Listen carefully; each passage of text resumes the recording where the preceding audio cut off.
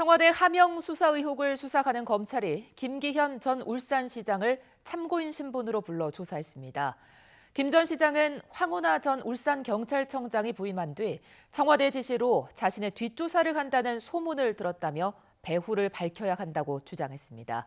전준영 기자입니다. 청와대 하명 수사로 피해를 봤다고 주장해온 김기현 전 울산시장이 검찰에 출석했습니다. 김 전 시장은 황운하 전 울산경찰청장 부임 뒤 청와대 지시로 자신의 뒷조사를 한다는 소문이 있었다며 배후를 밝혀야 한다고 주장했습니다. 황운하 청장이 울산에 부임해 난 얼마 후 몇 달 안 지났을 거예요. 김기현이 뒷조사한다고 그냥 계속 소문이 들리더라고요. 그러면서 청와대에서 무슨 오더가 있었다 그런 얘기가 많이 들렸어요. 앞서 경찰은 지난해 지방선거를 앞두고 김 전 시장 비서실장과 동생 관련 수사를 진행해 각각 직권남용과 변호사법 위반 혐의로 검찰에 넘겼지만 무혐의 처분됐습니다.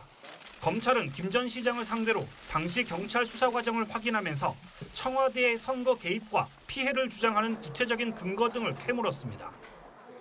검찰은 특히 당시 청와대가 경찰에 첩보를 하달하고 수사 상황을 수차례 보고받는 과정에서 어떤 역할을 했는지 집중적으로 들여다보고 있습니다.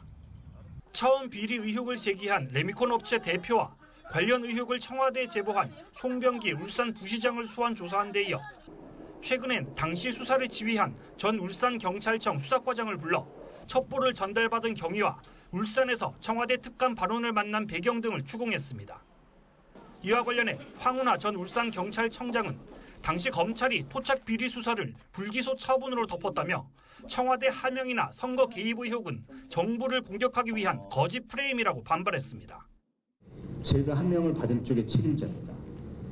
저는 그 사건이 청와대 첩보니 이런 걸 전혀 몰랐어요. 청와대는 그냥 경찰청 누구하고도 한 차례도 연락이 오고 간 적이 없어요. 검찰은 김 전 시장을 이틀에 걸쳐 조사한 뒤 황 전 울산청장도 조만간 불러 수사 착수 경위 등을 조사할 방침입니다. YTN 전준영입니다.